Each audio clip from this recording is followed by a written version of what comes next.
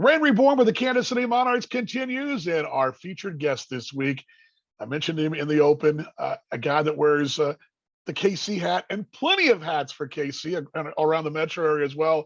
John West, let's see here, John, you're a equipment manager, you're a clubhouse manager, you're a bench coach, you're a first base coach. What else do you not do? I mean, you do everything. First off, good to see you. How you doing? Good afternoon to you. Good to see you, Dan. I say I'm thrilled to be on here. I say it's been a long time since the season ended, it seemed like, but right around the corner, we're ready to start another season. We are. And I mentioned all those hats you wear. I don't think, and that's one of the reasons I want you on here, is I wanted people to know. I mean, there are a lot of behind the scenes folks, but I have the uttermost respect for you. I mean, there's many a night where I'm leaving the ballpark and I still see your truck out there. Many morning I get there, I think I'm early, and I see your truck out there. First off, to know John West and what he does for the Kansas City Monarchs knows that you spend a lot of time at the ballpark. Do you just live there? I don't quite live there. I do have a pillow there just in case, but no, this is a retirement job for me. And this is the best retirement job in the world. Professional baseball with the Kansas City Monarchs. I couldn't ask for anything else. The hours are long at times. It's a grind. But the good thing is I have a whole staff that is willing to pitch in and help out. And for the most part, everything runs like clockwork. You mentioned retirement because for retirement, you're a pretty busy guy. I mean, you're doing some high school coaching. You're obviously all the Monarchs things. But tell the fans what you used to do before you became into this baseball world. Well, in 1978, I was asked by a friend of mine in junior high if I wanted to go out and work a Royals game as a bat boy. And of course, I was thrilled to death. Went out there, started in 1978, and I bat boyed for the Kansas City Royals until 1984. At that time, I went to college for a year and a half and was hired with the Kansas City, Missouri Police Department in 1986 and did 27 years with them and retired in 2012. And then that next year in the spring of 2013, the then Kansas City T-Bones, I was hired to run the clubhouse. John West is the voice. I'm Dan Vaughan. The show is Reign Reborn with the Kansas City Monarchs. I've seen John. I've been there since 17, but I've met you, knew you prior, and I always admired the fact that the Kansas City franchise, you mentioned the then T-Bones and now the Monarchs, we're in a unique position because in the minor leagues, you don't have a lot of guys like you that really do it all. I think it's a really, really cool deal. Your thoughts on a guy that really does it all? I mean, a lot of teams don't have this. We're really fortunate to have this. Has that dawned on you?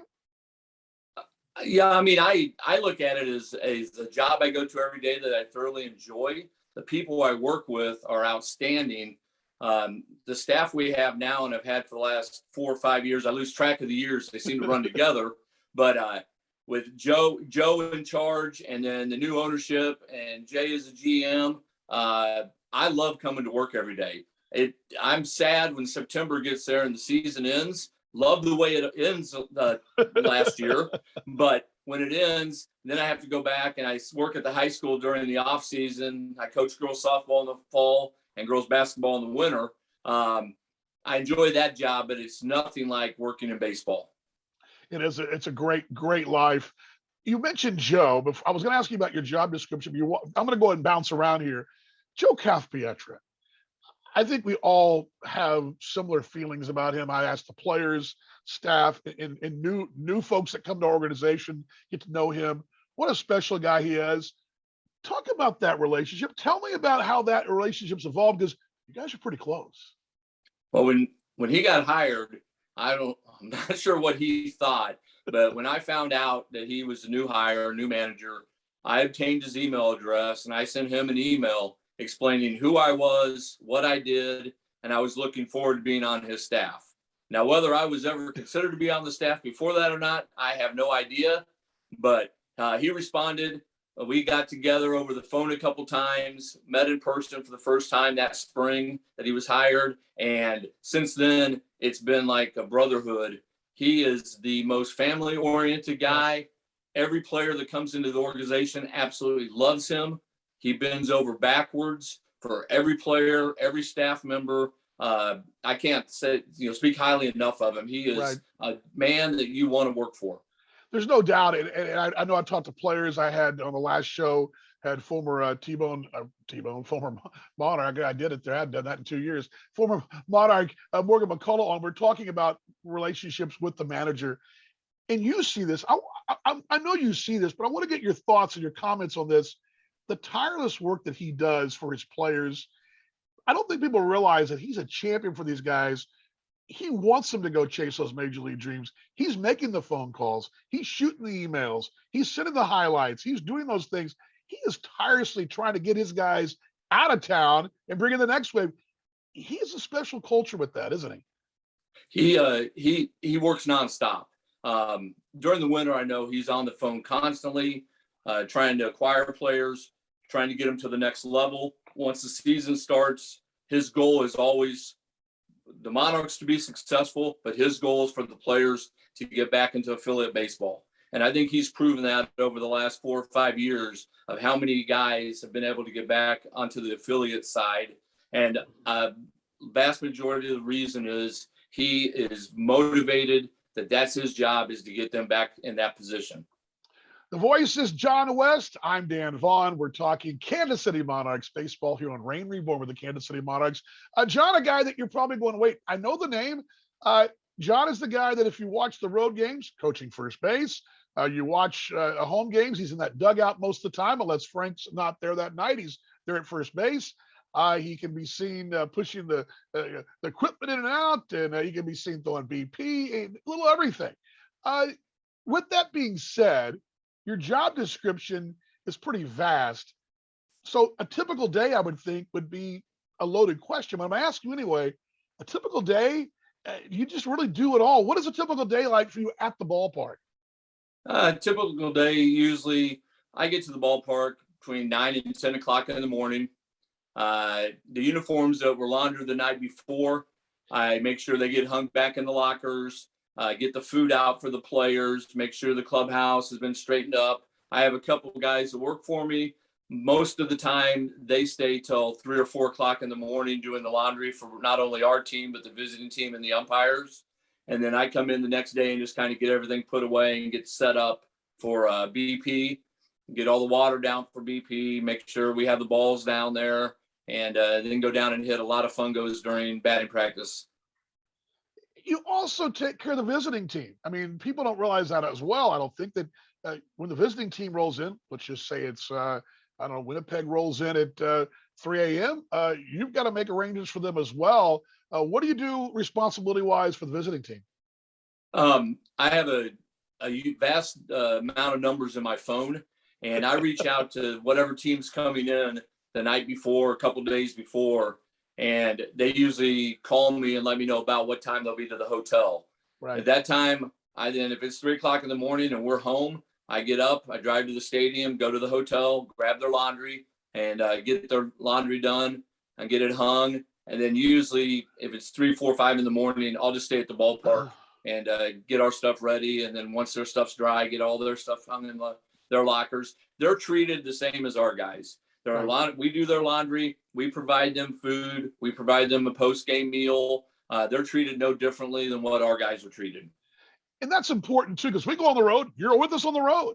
And so what we do in Kansas City, how we treat the visitors, Winnipeg, Sioux City, whoever, it also reflects on how we get treated on the road. So it's very important that we do our job at home because you're with us on the road. Sure. And I think a vast majority of the teams do a fantastic job of treating the visiting team well. We stay at nice hotels. The clubhouses are what they are. Right. You make do with what you have. But in regard to the food, the laundry, things like that, we're well treated on the road I want to be treated on the road the same way that I treat the guys when they come into town. Here's a fun one. I know when I walk in the clubhouse there, you've got your snack wall, you got all the snacks, it's Pop-Tarts and cookies and whatever. What's the one that you just can't run out of? Is there anything you can't run out of because the guys, dang it, they've got to have that snack before the ball game? You got to always have extra on hand? Potato chips, like Pringles chips. A lot of times, Pop-Tarts are a popular item, Yes, and yes. fruit snacks. Right. Those are three of the things that you don't want to run out of. Right, right. A little grocery bill. Those boys can eat too, so it's a little grocery bill there. We're talking with John West. John is a lot of hats: coach, equipment manager, clubhouse manager, all the above, and really a Monarchs supporter 100%. And I want to dive into the Monarchs season from 2021. I've asked this to several. I asked this to Joe. I've asked this to Morgan. At what point did you look up and say, this club has got a really good chance? Was there a point for you in the season that you thought, man, this is something special? I would say after about the first month of the season, you saw what kind of talent we had, and it was just a matter of a few pieces here and there that we were gonna be able to be dominant. In regard home runs, unbelievable. Right. Runs scored, unbelievable. Pitching, great job. I would say about 4 weeks in, all of a sudden you're thinking, wow, this is quite the team. And then, of course, affiliate comes, picks up players. Joe does what he does, Right. gets guys to replace, and we stayed right on track. Yeah, we did. There's no doubt we did. One more guy that we haven't really talked about a lot in the air, but I talk about a little bit there. Bill Sobey. Bill and you guys go back, and I love it. I'm going to kind of set the scene for you, and then you can kind of comment, because the bus is, driver, in this case last year, Casey, strong, phenomenal guy. Then you've got Joe in one seat, and the left side is Bill, and then there's you, and then there's me. We're all kind of lined up. But you and Bill have built a pretty good relationship too. Former bullpen catcher for the Royals, just a baseball aficionado. Your thoughts on Bill Sobey? I mean, he's a heck of a piece to have in that clubhouse. Bill is a legend in the Northland, to say the least. Longtime teacher, administrator, North Kansas City School District, Park Hill School District, longtime basketball official in the all over the Kansas City metro area. He and I go back to the days of 1984 with the Royals. Just all out. He's at Park University now in the off season, coaching up there. Just an all around great guy, fun to be around. Dry sense of humor, but he knows. If you want to ask a guy about baseball, he knows everything there is to know about baseball. Oh man, no doubt. Those bus rides are fun. I mean, like I said, that's kind of the description. Joe in one seat, we're all sitting there. But I love, and this is, got to pull the curtain back. And I don't know how you are, but as I would think you're probably the same boat here. But you mentioned you miss it. I do miss it in the wintertime. Riding with you guys on a Sunday afternoon from one city to another after a day game, and just the banter back and forth. There's a certain family that you mentioned earlier. It is a family because you're with these guys all the time. You can't help but get close. Do you get the same family feeling that I get in the off season when I miss those guys? Oh, there's no doubt. There's 2 or 3 guys I text with during the off season. My wife and I were in Tucson in October. We hooked up with Ryan Grosjean and to play some golf. We go down, and if I go to a city and I know, hey, there's a guy that used to play for us, I'll give him a call. Casey Barnes down in Phoenix a couple years ago, called him up, and we had dinner at Garcia's in Phoenix, Arizona. So yeah, there is definitely relationships that you make over the years with guys that you stay in contact with. Well, you're good, because I was going to ask you any favorites, and I guess Casey Barnes would be one of them over the years. I'm not just talking Monarchs, but anybody else stand out that you just go, man, that was just one guy that I really enjoyed as a person, a player, both maybe?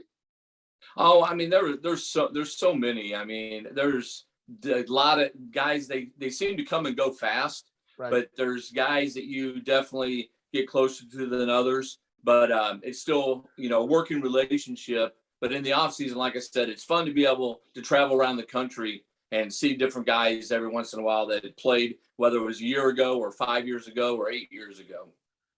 Hobbies for you. You like music, don't you? You're like a concert guy. Am I right on that? I'm a big concert guy. And now let's have a little fun with this. Now, you and I went to the Doobie Brothers. I mentioned that in the last show. We went to the Doobie Brothers. Right now, you can see anybody out there that you would want to see right now in concert. Is anybody out that you say, man, if that person came rolling through, I'm stopping down? REO Speedwagon. All right.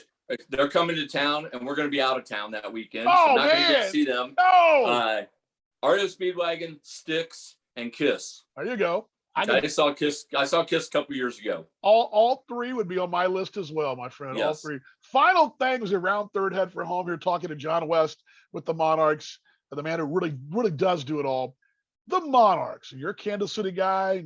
You mentioned former police officer there in KC, Missouri, Royals employee, but the Monarchs. That's a special name. You as a KC guy, how special is that name, the Monarchs, and that legacy? It is a legacy like no other. I've been to the museum, countless times. In 2004, I made arrangements with Buck O'Neill to go down and take the North Kansas City High School baseball team down there to tour the stadium or tour the museum.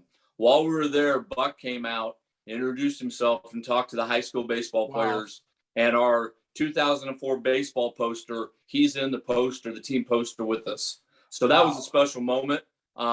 Just the memorabilia, the history behind it. If you haven't been to the museum, you need to get down to 18th and Vine and go to the museum. Amen. It doesn't take real long to go through, but there are a ton of things to see, and you will be amazed at what these guys went through during their careers, from hotels to buses to housing. All that is done in the museum, and it's a must-see. Yeah, I say it all the time, and I mentioned this 2 weeks ago when I was in KC at the 1-year anniversary of the brand.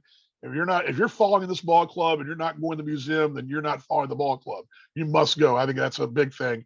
You're right on there. One more thing, a little fun thing when we close out. Every year you create some really cool shirts, and I got one at Christmas. And I by the way, thank you very much for that. But you do keep track of the mileage and wins and records, and you put it on a shirt into the year. I mean, I think that's really cool, and I have a collection of them, and they're in a very safe place, and I love them. I mean, I'm going to put them in a display at some point. But that was my dog, by the way. Stop. The shirts. You love making the shirts. Oh, it's if we hopefully we win this thing 3 or 4 times in a row, I'll make a shirt every year. It's fun making those shirts. I have mine. I'm actually wearing mine right now. Yeah, I see that. Yeah, got mine on, and but yeah, that's a fun end of the season project for me. Yeah, it's great. It's great stuff. John, we could go on forever, and we're going to work on some things. And I've talked about this, pull the curtain back things, maybe some behind the scenes stuff this summer during the season. And John and I have talked about that. But you do so much, and I appreciate all you do for me. I mean, little things he does for me. Like making sure when I fly sometimes, which I tend to fly once in a while, he'll make sure my stuff gets on the bus. And I appreciate all you do for us, all the support you have for our brand, and what a great, just a great friend to have in the organization. Thank you for taking the time, my friend. Yeah, you're welcome. Hey, Dan, one more thing. I want to shout out to the fans from last year for the first year of the Monarchs. I told countless people this. I looked up in the stands and I saw Monarchs jerseys and shirts like never before. And hopefully this year we continue to grow that fan base, because it was thrilling for the guys on the field to have that much support for a new brand, and to look in the stands and see all the Monarchs, fan shirts and jerseys and hats and things like that. No doubt. John, you're spot on, my friend. We'll do this again soon, all right? Sounds fun. Thank you very much. Have a good afternoon.